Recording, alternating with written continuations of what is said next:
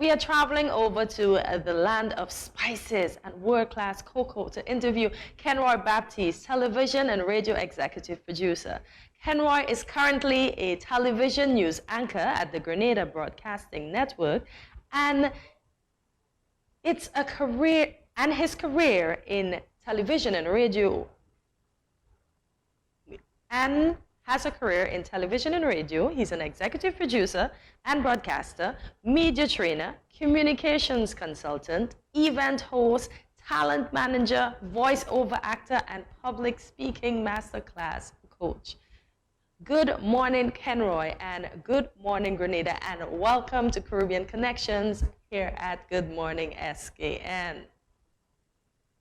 Good morning, Jamie. Good morning, Hortensia. Hello, what's going on?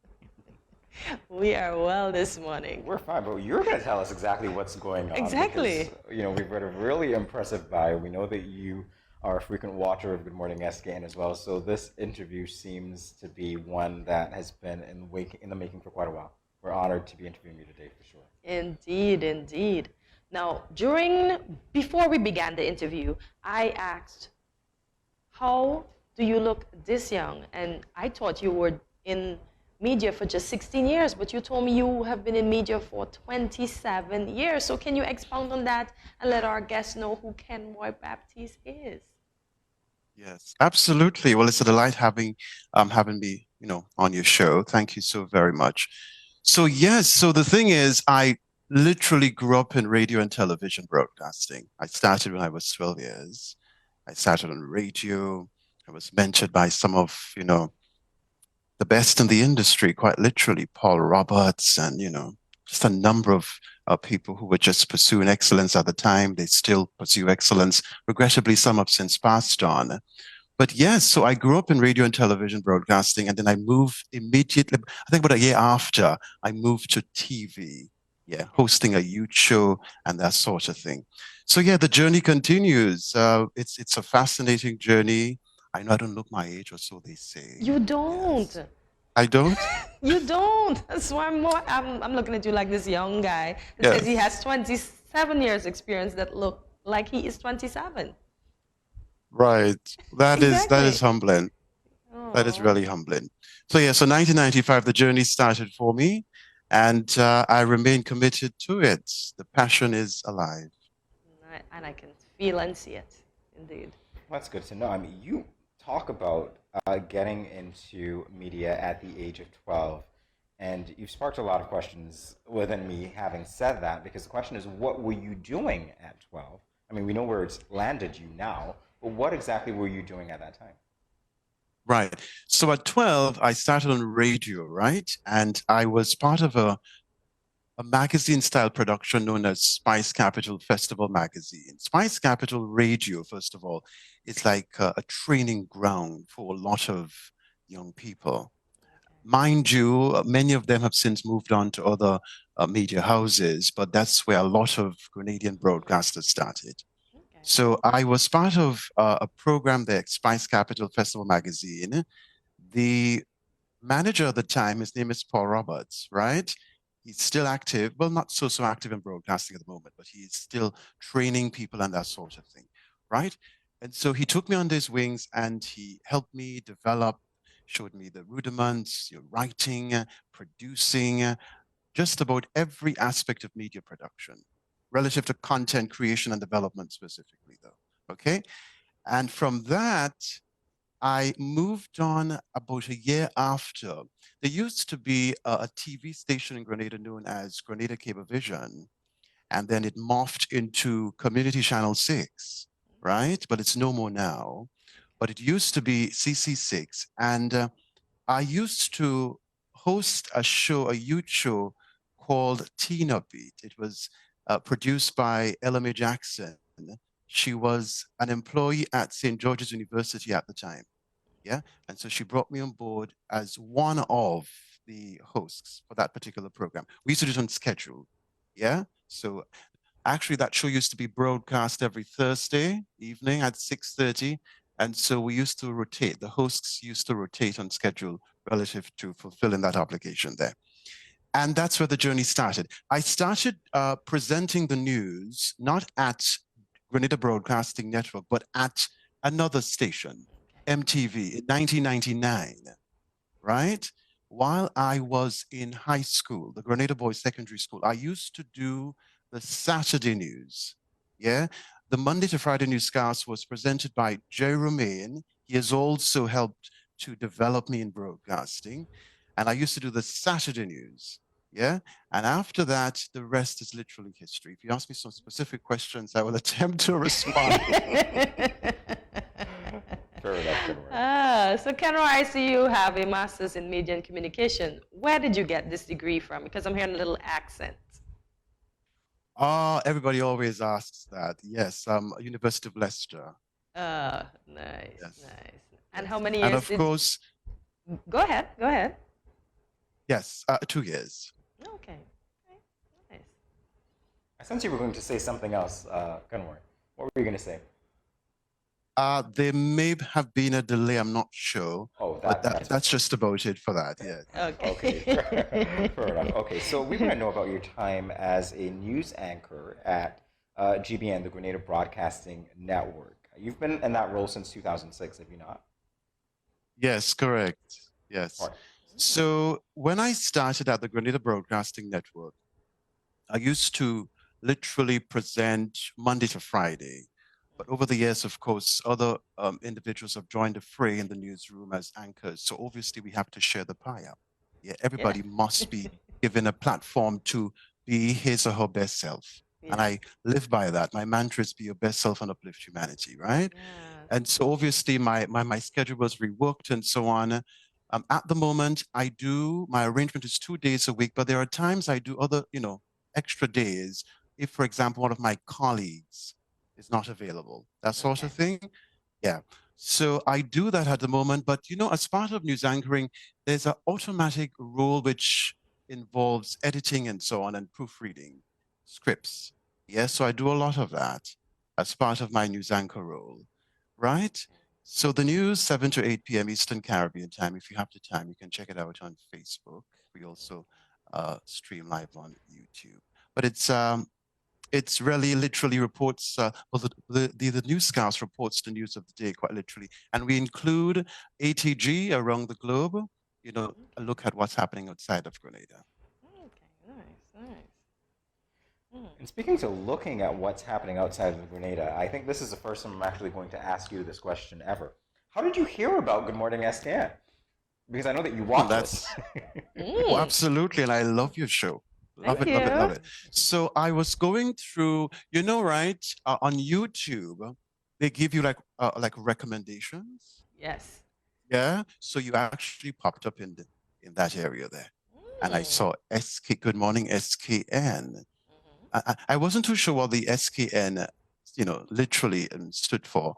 But then I said, oh, St. Kitts and Nevis must be that. And then literally I checked out one of the episodes and I was literally impressed. And I encourage you to keep on keeping on. This is a good thing going right here. Kenroy, I want to delve right now into your role as a public speaking masterclass coach. Tell us about that. Yes, the Kenroy Baptiste Public Speaking Masterclass. The slogan is Awaken Your Vocal Presence. Speak with confidence anywhere. Yeah. And the thing about it is, public speaking, it's a skill. And it's not just for people in broadcasting, people in public relations, but also for, the athletes, the swimmer, just about everybody, literally. So I help individuals build their capacity for public speaking, right? I help them to literally understand the various forms of public speaking, informative public speaking, demonstrative, explanatory public speaking, persuasive public speaking, and the like. You understand? I also teach them speech writing, because speech writing is also a skill, right? And I really help them to build capacity in that regard. It's a region-wide public speaking masterclass. So it's open to people across the Caribbean, but beyond the Caribbean, people in the diaspora, for example, are part of the mix. So yeah, it's fantastic. The duration, 12 weeks. We started, for example, the 22nd of October, 2022, and that cohort will go until the 21st of January 2023, because I've literally removed Christmas Eve, the 24th, as well as New Year's Eve, the 31st of December. Yeah, give them some time to relax themselves. No masterclass on these days, quite literally. So literally, I have to defer these 2 days into January next year. So that's why, of course, the 21st. But it's fantastic. And it attracts managers, supervisors, just everybody. Yeah, because, you know, they've recognized the need to develop capacity for public speaking. You know, they have this strong appreciation for it. And so they're part of the mix. And I'm delighted to extend this to the Caribbean, not just Grenada, Carriacou, Haiti, Martinique, but the Caribbean, and of course, those in the diaspora. And registration, because your masterclass obviously sounds very interesting. How do people sign up for it? Yes, so there is a registration form. Everything is online, quite literally.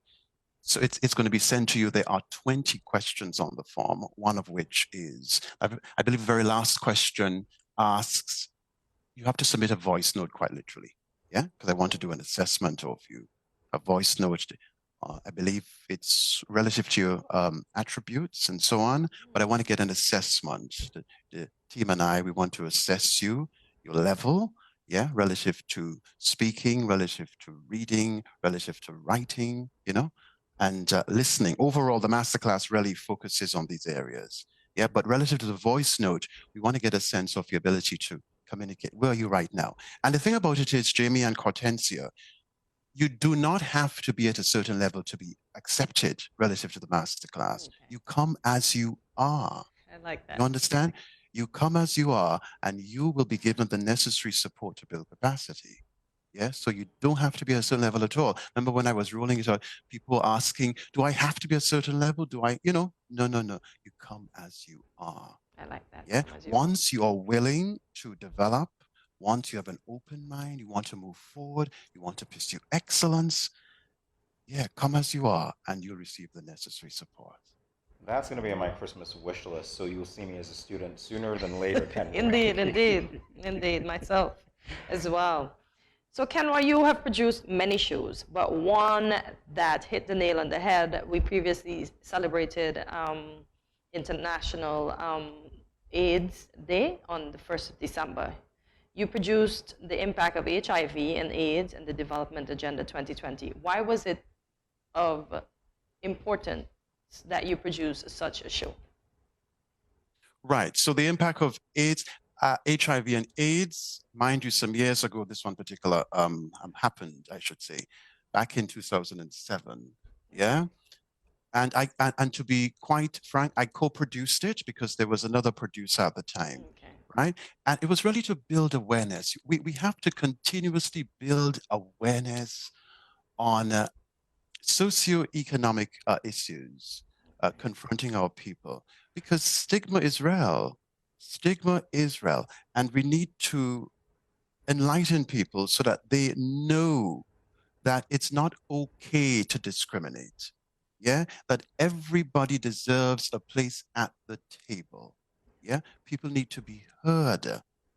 One of the fundamentals of humanity, I usually say, people like to be validated. You understand? And yes, there's a school of thought that says, don't wait on people to validate you. You must first validate yourself. And I absolutely agree with that. But because we are social beings, we need each other. No man is an island.